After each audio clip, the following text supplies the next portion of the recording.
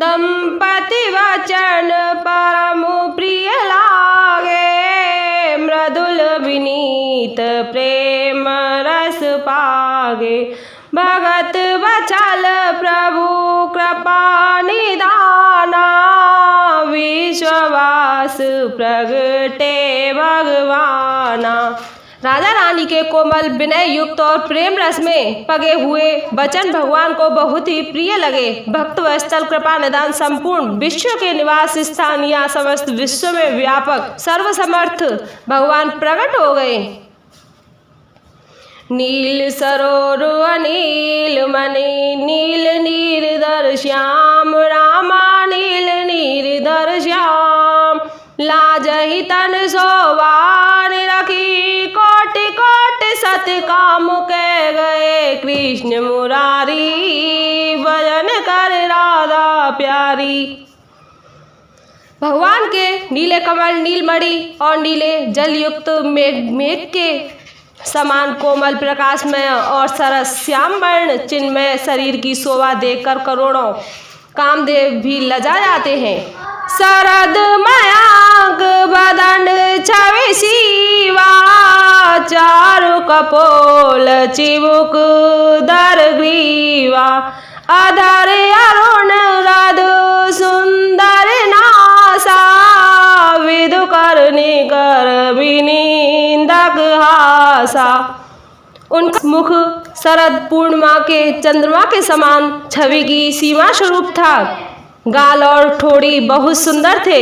गला शंख के समान त्रिरेखा युक्त चढ़ाव उतार वाला था। लाल होठ, दांत और नाक अत्यंत सुंदर थे। हंसी चंद्रमा की किरणावली को नीचा देखने वाली थी। नभु अम्बक छवनी की, चितवन ललित भावती जी की। भ्रकुट मनोज चाप छवियारी, तिलक ललाट पटल दुतिकारी। नेत्रों की छवि नए खिले हुए कमल के समान बड़ी सुंदर थी। मनोहर चितवन जी को बहुत प्यारी लगती थी। टेढ़ी भौहें कामदेव के धनुष की शोभा को हरने वाली थी। ललाट पलट पर प्रकाश में तिलक था। कुंडल मकर मुकुट सिर राजा, कुटिल केस जनु मधुप समाजा। उर्सी वस्त्र रुचिर वनमाला, पद के हार भूषण मन जाला। कानों में मकराकृत मछली के आकार के कुंडल और सिर पर मुकुट सुशोभित था। टेढ़े घुंघराले काले बाल ऐसे सघन थे मानो मोहरों के झुंड हो। हृदय पर श्रीवत्स सुंदर वनमाला, रत्न जटित हार और मणियों के आभूषण सुशोभित थे।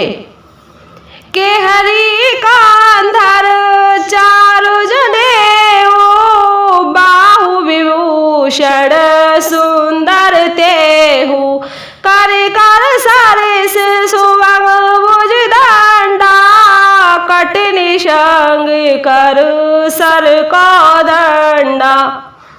सिंह की सी गर्दन थी, सुंदर जनेऊ था। भुजाओं में जो गहने थे वे भी बहुत सुंदर थे। हाथी की सूंड के समान उतार चढ़ाव वाले सुंदर भुजदंड थे। कमर में तरकस और हाथ में बाण और धनुष शोभा पा रहे थे। तड़ित विनंदक पीत पट, उदर रेख वर तीन। रामा उदर रेख वर तीन। नाभि मनोहर लेत जनु, जमुन भमर छव चीन कह गए। कृष्ण मुरारी भजन कर राधा प्यारी। स्वर्ण वर्ण का प्रकाश में पीतांबर बिजली को लजाने वाला था। पेट पर सुंदर 3 रेखाएं त्रवलिक थीं। नाभि ऐसी मनोहर थी मानो यमुना जी के भंवरों की छवि को छीने लेती हो। पद राजीव वरण नहीं जाही, मुनि मन मधुप वशही जे न माही। वाम भाग शोभत अनुकूला, आदि शक्ति भक्ति छवि निधि जग मूला। जिनमें मुनियों के मन रूपी भौरे बसते हैं भगवान के उन चरण कमलों का तो वर्णन ही नहीं किया जा सकता। भगवान के बाएं भाग में सदा अनुकूल रहने वाली शोभा की राशि जगत की मूल कारण रूपा आद शक्ति श्री जानकी जी सुशोभित है। जासु अंश उपजहि गुण खानी अगणित लक्ष्य उमा ब्रह्माणी। भ्रुकुटि विलास जासु जग होई राम मामुदिस सीता सोई।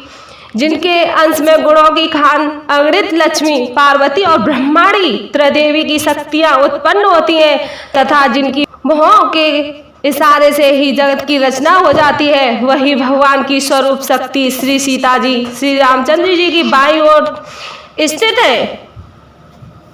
छवि समुद्र वाली रूप बिलोकी एक टक रहे नयन पट रोकी। चितमयी सादर रूप अनुपा तृप्ति न मानई मनु सतरूपा। शोभा के समुद्र श्री हरि के रूप को देखकर मनु सतरूपा नेत्रों के पट पल के रोके हुए एक टक स्तब्ध रह गए। उन अनुपम रूप को वे आदर सहित देख रहे थे और देखते देखते अघाते ही न थे। हरस विमस तन दशा बुलानी परे दंड इव गहि पद पानी। सिर पर से प्रभु निज कर कांजा तुरंत उठाए करुणा पूंजा। आनंद के अधिक वश में हो अनेक जाने के कारण उन्हें अपने देह की सुध भूल गई। वे हाथों से भगवान के चरण पकड़कर दंड की तरह सीधे भूमि पर गिर पड़े। कृपा की राशि प्रभु ने अपने कर कमलों से उनके मस्तकों का स्पर्श किया और उन्हें तुरंत ही उठा लिया। बोले कृपा निदान पुनि अति प्रसन्न मोहि जान राम अति प्रसन्न मोहि जान। मांगहु बर जोई भाव मन महादान अनुमान कह गए कृष्ण मुरारी भजन कर राधा प्यारी। फिर कृपा निधान भगवान बोले अत्यंत प्रसन्न जानकर और बड़ा भारी दानी मानकर जो मन को भाए वही वर मांग लो। सुनी प्रभु वचन जोरी जुग पानी धर धीरज बोली मृदुवानी। नाथ देखी पद कमल तुम्हारे अब पूरे सब काम हमारे। प्रभु के वचन सुनकर दोनों हाथ जोड़कर और धीरज धरकर राजा ने कोमल वाणी कही हे नाथ आपके चरण कमलों को देखकर अब हमारी कामनाएं पूरी हो गई। एक लाल सा बड़ी उर्माई सुगम अगम कही जाति सुनाई। तुम ही देते अति सुगम गोसाई अगम लाग मोई निज कृपनाई। फिर भी मन में एक बड़ी लालसा है उसका पूरा होना सहज भी है और अत्यंत कठिन भी।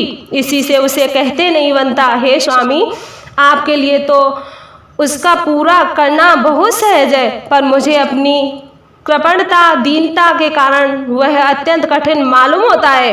जथा दरिद्र विबुध तर पाई बहु संपत्ति मांगत सकुचाई। तासु प्रमाओ जान नहीं सोई तथा हृदय ममु संशय होई। जैसे कोई दरिद्र कल्प वृक्ष को पाकर भी अधिक द्रव्य मांगने में संकोच करता है क्योंकि वह उसके प्रभाव को नहीं जानता वैसे ही मेरे हृदय में संशय हो रहा है। सो तुम्हें जानहु अंतर जामी पूर्वहु मोर मन कुछ भी आई मागो नप मोही मोरे नहीं अदे कछु तोई। हे स्वामी, आप अंतर्यामी हैं, इसलिए उसे जानते नहीं हैं। मेरा वह मनोरथ पूरा कीजिए। भगवान ने कहा, हे राजन, संकोच छोड़कर मुझसे मांगो, तुम्हें न दे सकूं ऐसा मेरे पास कुछ भी नहीं है।